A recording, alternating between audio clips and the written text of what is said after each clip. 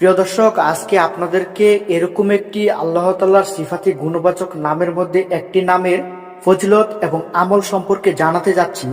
যে নামটির যদি আপনারা নিয়মিত পাঠ করেন তাহলে আল্লাহ রব্বুল আলামিন আপনার যদি পাহাড় পরিমাণও পাপ থেকে থাকে তাহলে মহান রব্বুল আলামিন আপনার সমস্ত পাপ মোচন করে দিবেন।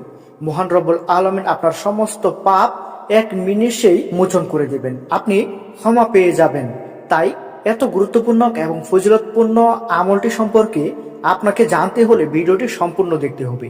সম্পূর্ণ যদি না দেখেন তাহলে আপনি কিছুই বুঝতে পারবেন না। সম্পূর্ণ ভিডিওটি দেখলে আপনি বুঝতে পারবেন এবং কিভাবে আমল করবেন সেটি জানতে পারবেন। আর জানলে আপনি আমলটি করতে পারবেন এবং আমলটি নিয়মিত করলে আল্লাহ রাব্বুল আলামিন আপনার সমস্ত পাপ ক্ষমা করে দিবে, আপনি ক্ষমা পেয়ে যাবেন।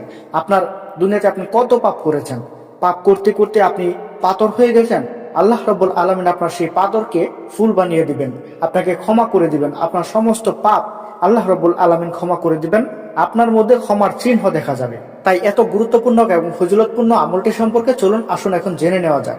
প্রিয় দর্শক, আমাদের সমাজে অনেক মানুষ আছে যারা পাপ করতে করতে পাপের বোঝায় তারা চুরি ডাকাতি করে মানুষের আমল নামার মধ্যে এত পাপ তারা লিখে ফেলেছে যে সে পাপ ক্ষমা করার জন্য আল্লাহ তাআলার কাছে সে ইবাদত করার সময়টুকুও পাচ্ছে না। এত পরিমাণে সে পাপ করেছে যে পাপের একটি পাপের কারণে সে জাহান্নামী হতে পারে।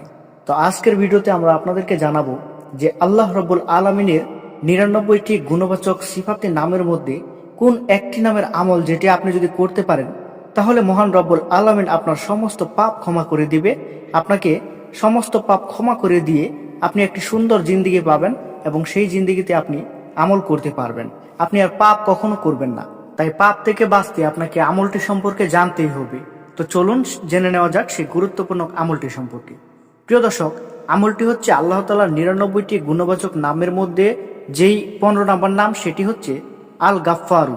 আল গাফফারু নামের অর্থ হচ্ছে ক্ষমাশীল ও আবৃতকারী। তো দর্শক, আসুন এখন জেনে নেওয়া যাক সেই আল গাফফারু নামের আমলটি আপনারা কিভাবে করবেন, কখন করবেন এবং কতবার পাঠ করবেন। চলুন সে সম্পর্কে জেনে নেওয়া যাক। প্রিয় দর্শক, আল গাফফারু নামের আমলটি আপনারা এভাবে করবেন। জুমার নামাজের পর 100 বার এ নাম পাঠ করবেন। ইনশাআল্লাহ আপনার ভিতরে ক্ষমার চিহ্ন পরিলক্ষিত হতে থাকবে। আর যে ব্যক্তি রোজ আসরের পরে ইয়া গাফফারু গাফিরলি পড়বে ইনশাআল্লাহ সে ক্ষমা প্রার্থী ব্যক্তিদের দলভুক্ত হবে। প্রিয় দর্শক, আমি আবারও বলছি এই নামের আমলটি আপনারা কিভাবে করবেন অনেক গুরুত্ব সহকারে আপনারা শুনবেন অথবা লিখেও রাখতে পারেন। শুনুন, যে ব্যক্তি জুমার নামাজের পর 100 বার এ নাম পাঠ করবে ইনশাআল্লাহ তার ভিতর ক্ষমার চিহ্ন পরিলক্ষিত হতে থাকবে। সুবহানাল্লাহ। আর যে ব্যক্তি রোজ আসরের পরে ইয়া গফফারু গাফিরলি পড়বে ইনশাআল্লাহ সে ক্ষমা প্রার্থী ব্যক্তিদের দলভুক্ত হবে। তাহলে আপনি যদি এই নামটির আমল সঠিকভাবে চালিয়ে যেতে পারেন, সবসময় করতে পারেন, তাহলে মহান রব্বুল আলামিন আপনাকে ক্ষমা করবেই, আপনার সমস্ত পাপ মহান রব্বুল আলামিন মাফ করে দিবেন। তাই আমাদের সকলেরই উচিত এই নামটির আমল যথাযথভাবে বেশি বেশি পাঠ করা। আল্লাহ রাব্বুল আলামিন আমাদের সবাইকে তৌফিক দান করুন। তো দর্শক, ভিডিওটি ভালো লাগলে অবশ্যই একটি লাইক করবেন এবং আমাদের চ্যানেলে নতুন হয়ে থাকলে অবশ্যই সাবস্ক্রাইব করবেন। সকলে ভালো থাকবেন, সুস্থ থাকবেন। আসসালামু আলাইকুম, আল্লাহ হাফেজ।